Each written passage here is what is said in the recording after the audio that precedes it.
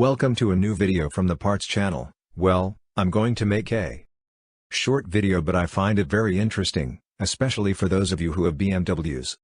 Especially the e39, e38, and some others that have the brake booster in a flood zone. I already made a video about that. Well, they brought us an e39, so we can do a review. We changed the brake booster on this BMW, a little over a year ago, because it was rotten in the part.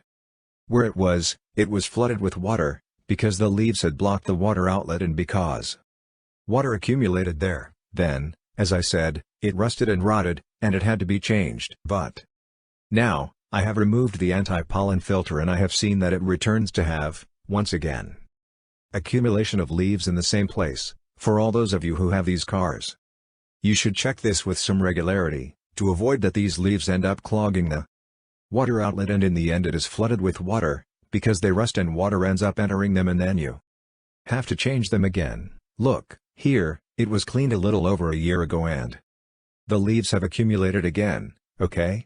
Be careful with these things, to prevent this from happening to you. We are blowing pressurized air into this brake booster, because in addition, some of the leaves were already accumulating in the lower part of the brake booster, which is precisely where the drainage hole is, okay?